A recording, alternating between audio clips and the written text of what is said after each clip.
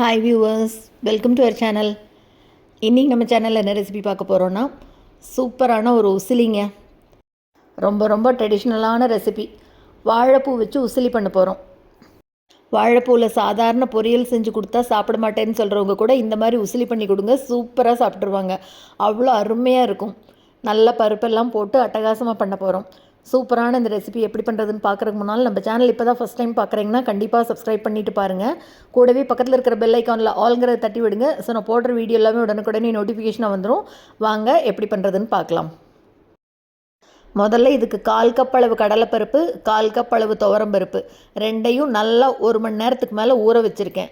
பாருங்கள், நல்லா ஊறி இருக்குது. பாருங்கள், எடுத்து இப்படி குத்தி பார்த்தோம்னா நல்லா 2 உடையுது. பாருங்கள், இந்த அளவுக்கு நல்லா ஊறணும் பருப்பு.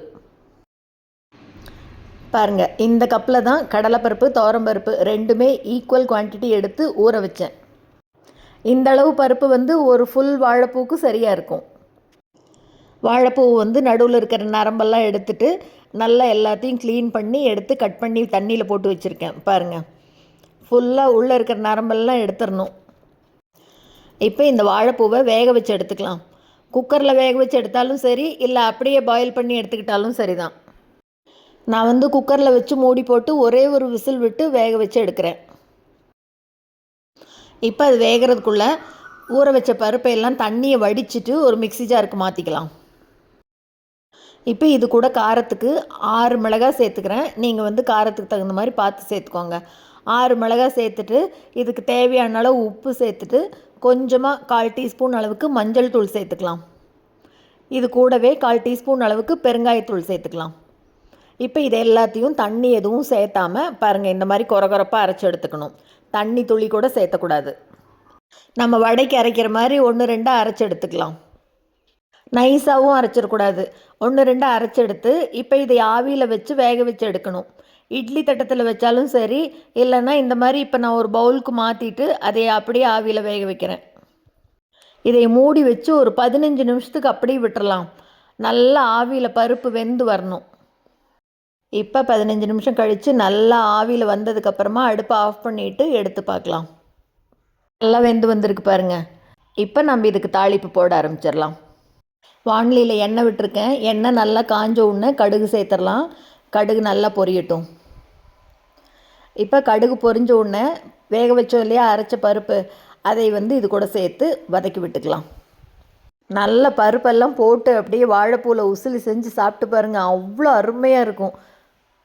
இப்போ அடுப்பை மீடியம் ஃப்ளேமில் வச்சுட்டு ஒரு 3-5 நிமிஷம் நல்லா வறுத்து விடணும். அதைய பருப்பு நல்லா வெந்திருக்கும். ஈரப்பதமே துளி கூட இருக்காது.